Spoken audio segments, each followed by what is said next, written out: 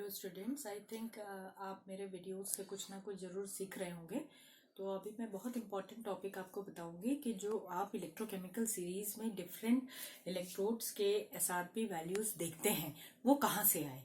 ठीक है, वो कोई ऐसा तो नहीं है कि पहले से ब्रह्मा जी ने लिख दिए और वो एज इट इज वैल्यू है। वो भी कहीं से एक्सपेरिमेंटली डिराइव की गई है वैल्यू। वो कहाँ से आई है, कैसे निकाला गया है, वो मैं थोड़ा सा एक्सप्लेन कर रही हूँ, तो उसको आप समझिए एसआरपी वैल्यूज कहाँ से आई।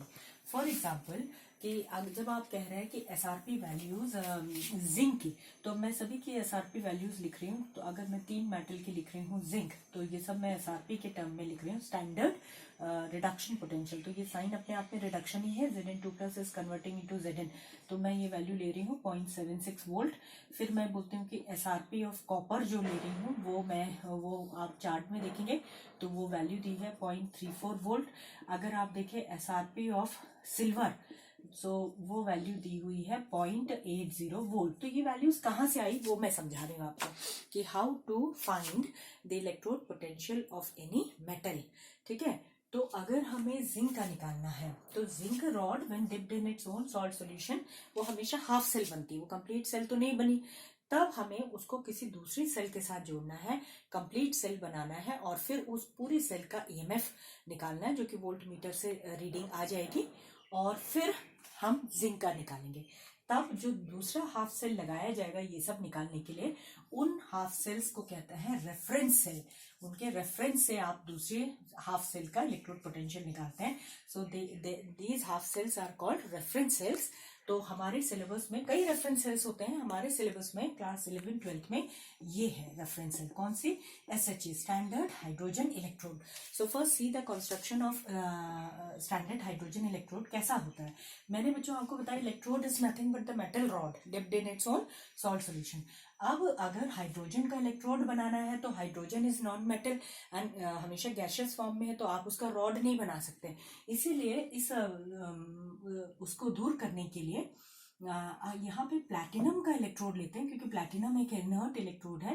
प्लैटिनम का इलेक्ट्रोड लेते हैं, मेटल रॉड लेते हैं प्लैटिनम का, और उसके ऊपर प्लैटिनम ब्लैक की कोटिंग कर देते हैं, प्लैटिनम ब्लैक का पेंट लगा देते हैं। तो प्लैटिनम ब्लैक से इसकी सरफेस पोरस हो जाती है। इस प्लैटिनम के इलेक्ट्रोड को एक ग्लास जैकेट से कवर कर देते हैं।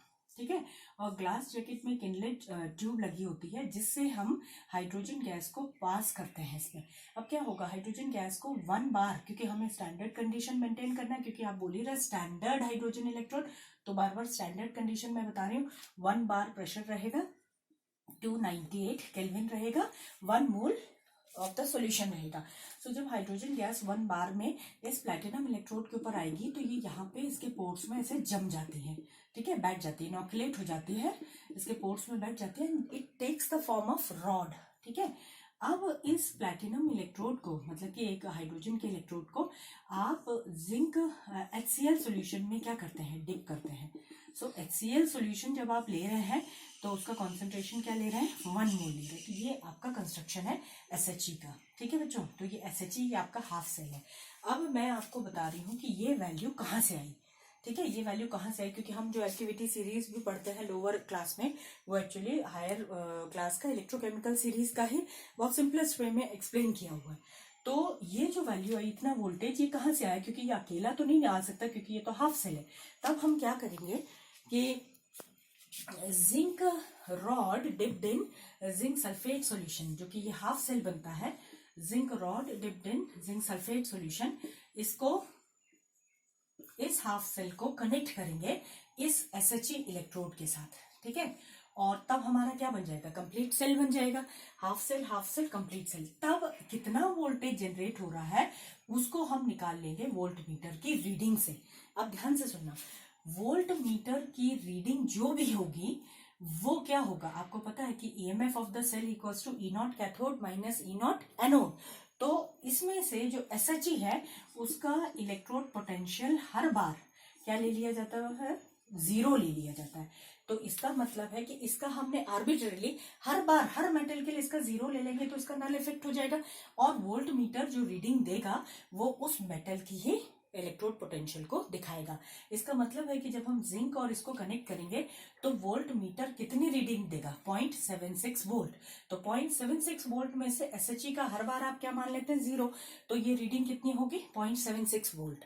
अब कॉपर का कैसे 0.34 वोल्ट आया, इसमें से हटाओ और इधर पे कॉपर का लगा दो, तो कॉपर का 0.34 वोल्ट, मतलब वोल्ट मीटर कितना रीडिंग देगा, 0.34 वोल्ट देगा। लेकिन अब आपके दिमाग में क्या कंफ्यूजन आएगा, फिर आपने ये कैसे पता लगा लिया कि यहाँ नेगेटिव साइन है यहाँ पॉजिटिव। अब ध्यान से सुनेंगे कि जब आप वोल्ट मीटर को कनेक्ट करेंगे, वोल्ट मीटर रीडिंग तभी देगा जब वोल्ट मीटर के भी दो टर्मिनल होते हैं, प्लस और माइनस। तो अगर वोल्ट मीटर का माइनस वाला टर्मिनल जो है वो माइनस वाली रॉड से जुड़े, माइनस वाली रॉड कौन सी होती है इलेक्ट्रोकेमिकल सेल में, जो कि एनोड की तरह काम करती है। तो वोल्ट मीटर का माइनस पार्ट अगर एनोड से जुड़े और वोल्ट मीटर का प्लस टर्मिनल अगर कैथोड से जुड़े, तभी वो किसका काम करेगा, तभी वो रीडिंग देगा। तो अगर यहाँ पे 0.76 वोल्ट रीडिंग दे रहा है ये, तो ये कब देगा, जब इसका नेगेटिव टर्मिनल एनोड से जुड़ेगा जिसमें ऑक्सीडेशन हो रहा है, पॉजिटिव टर्मिनल किससे जुड़ेगा, कैथोड से, रिडक्शन।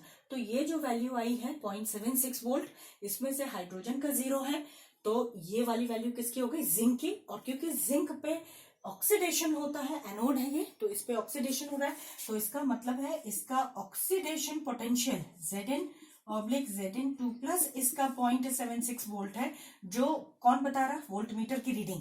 तो अगर इसका ऑक्सीडेशन पोटेंशियल 0.76 वोल्ट है, तो जब इलेक्ट्रोकेमिकल सीरीज में उसका SRP लिखेंगे तो वो कितना लिखेंगे, वैल्यू उतनी ही रखेंगे लेकिन साइन नेगेटिव। तो ये ध्यान रखना है कि माइनस 0.76 कोई वोल्ट मीटर नहीं पढ़ता। मतलब वोल्ट मीटर क्यों माइनस से 0 से कम रीडिंग पड़ेगा, इसका मतलब है तो सेल बनी नहीं रही, तो 0 से कम अगर वोल्टेज है तो ये है। अब आप इसको समझो कि अगर मेरा इसमें कॉपर की रीडिंग इतनी आ रही है, इसका मतलब क्या होगा कि कॉपर रॉड कैसे कनेक्ट होगा, कॉपर रॉड इस तरीके से कनेक्ट होगा कि अगर आप यहीं पे कॉपर जोड़ देंगे तो वोल्ट मीटर कोई रीडिंग नहीं दिखाएगा। इसका मतलब है कि कॉपर को कनेक्ट करने के लिए आपको क्या करना पड़ेगा, कॉपर को किस तरफ जोड़ना पड़ेगा, वोल्ट मीटर के यहाँ पे अगर कॉपर रॉड है ये और कॉपर सल्फेट सॉल्यूशन है, तब आप इसको कनेक्ट करेंगे, तब वोल्ट मीटर तभी रीडिंग देगा जब वोल्ट मीटर का प्लस और कॉपर का प्लस मतलब जिसपे रिडक्शन हो रहा है, जिसपे रिडक्शन हो रहा है, और इसका माइनस मतलब SHE का क्या हो रहा होगा, ऑक्सीडेशन हो रहा होगा, ये माइनस। तब आपका वोल्ट मीटर कितना रीडिंग पड़ रहा है, 0.34 वोल्ट। क्योंकि 0.34 वोल्ट में से इसका कंट्रीब्यूशन 0 है, नेगेटिव वाले का, तो ये वैल्यू जो वोल्ट मीटर पढ़ रहा है 0.34 वोल्ट, वो किसका है, that is what, reduction potential of copper 2+ का है। और जब हम SRP में चार्ट में बनाएंगे तो इस वैल्यू को एज इट इज लिख देंगे कि reduction potential of copper is 0.34 volt. तो ये ध्यान रखिए कि this is the use of SHE, standard hydrogen electrode का यूज है कि at standard conditions, what are those standard condition, hydrogen gas is passed at 1 bar pressure, temperature is taken 298 Kelvin and the concentration of HCl जिसमें ये dipped है वो 1 मोल। In standard condition में इसका half potential हर बार 0 ले लेते हैं इस सेल का, उससे वोल्ट मीटर जो भी रीडिंग दिखाता है वो दूसरे मेटल का इलेक्ट्रोड मान लिया जाता है। और कैसे प्लस माइनस साइन लगाते हैं वो मैंने आपको समझा दिया। वोल्ट मीटर अगर जिंक का माइनस में वैल्यू हो तो इसका ये मतलब नहीं कि वोल्ट मीटर माइनस रीडिंग पढ़ेगा, वो रीडिंग वही पढ़ेगा, पर वो तभी पढ़ेगा जब उसका माइनस टर्मिनल जिंक वाले से कनेक्टेड होगा, क्योंकि उस समय जिंक भी माइनस है। तो this is the use of SHE to find the electrode potential of any cell. इसका मतलब किसी भी मेटल का इलेक्ट्रोड पोटेंशियल SHE की हेल्प से निकाला जाता है। और इलेक्ट्रोकेमिकल सीरीज में आप जो डिफरेंट वैल्यूज देखते हैं वो SHE के थ्रू निकाली गई वैल्यूज है। ठीक है, तो इनको ध्यान से पढ़ लीजिए, और कोई भी डाउट है तो आप मुझे पर्सनल नंबर पे पूछ सकते हैं। ठीक है, wish you all the best.